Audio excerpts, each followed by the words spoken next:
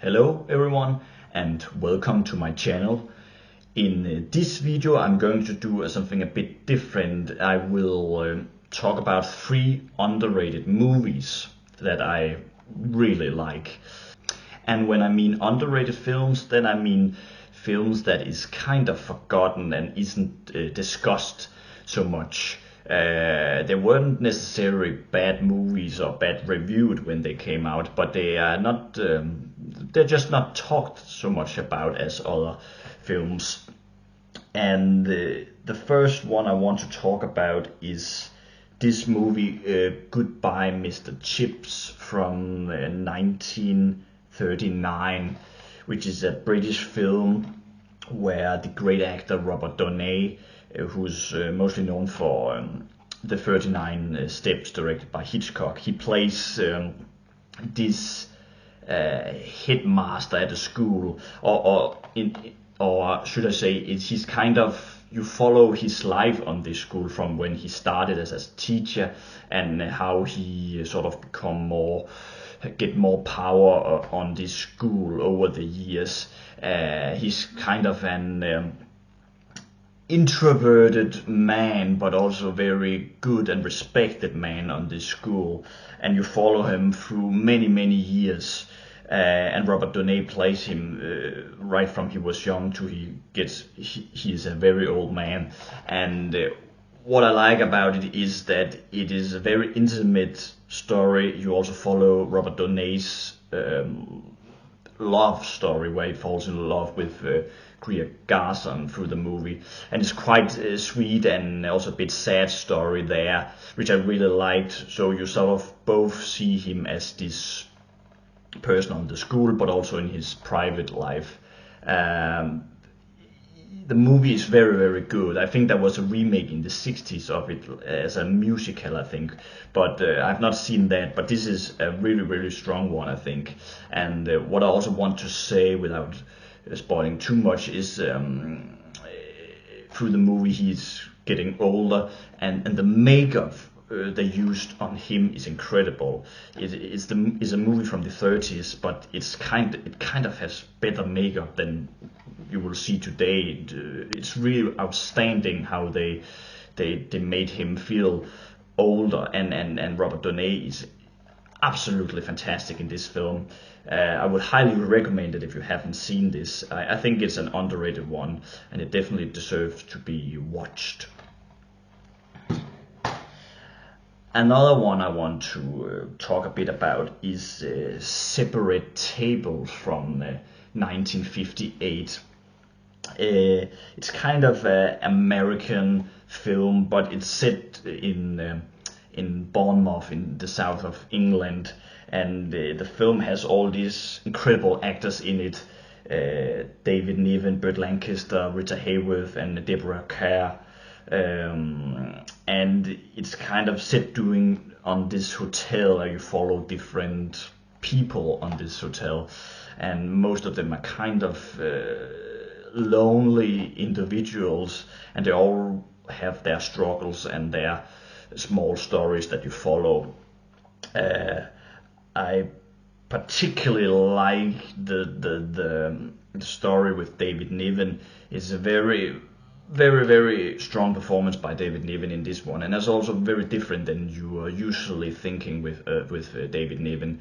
It's quite sad and also very daring, considered the time that the film was made. I think it was based on a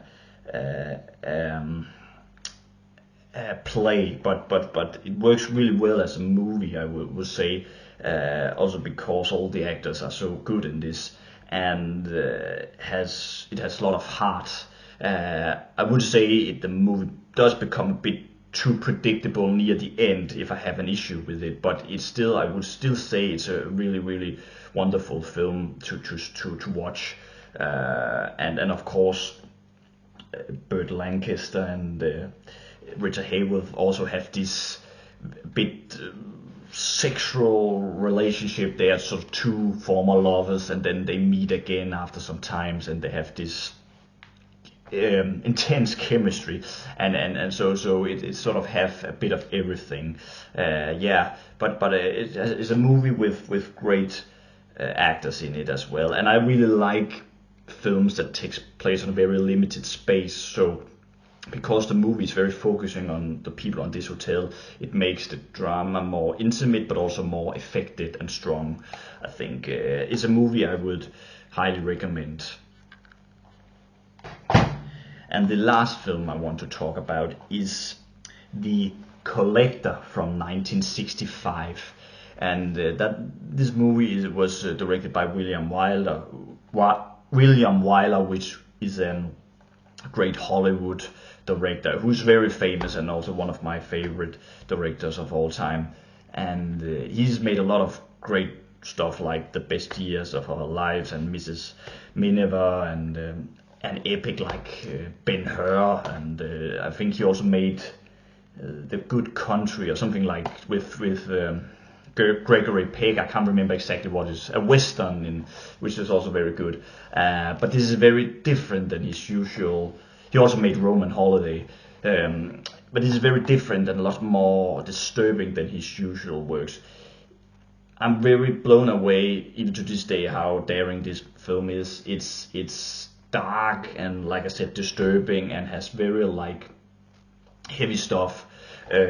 Terence Stamp is this very isolated and, how should I say it, shy guy who sort of suddenly he kidnaps Samantha Eggar's character in the beginning of this film, and kind of the whole film is really just how is she going to escape from him at his place, and she tries to do everything to escape him, and you don't really know what he wants with her and what he would eventually do. It's very, very suspenseful, a bit thriller-ish, Hitchcockian, but I would say a bit more disturbing, even from what you will see in a Hitchcock film. But it's a heavy film, but I think it's very strong, and I have great performance by these two. I also think the film has a great score and has some beautiful cinematography, even though it's sort of also filmed in a limited space. But you really feel this movie, the colors and the how it's shot. It has a lot of great stuff there. It's maybe the most famous of those films I have talked about, but I don't think it is sort of discussed by William Wyler fans. I think it's kind of some people I think hide it, because when you think about Wyler, you think about his Hollywood epics, and this is very much more intimate and disturbing, but a very, very great one, I think. So yeah, that was just three of some movies that I think is very underrated and worth watching. I'm curious if you have watched these films, what you think of those, or what do you think are three underrated films that you think people should discover. I'm very curious to know that, and I hope that you will all have a very nice day. Bye.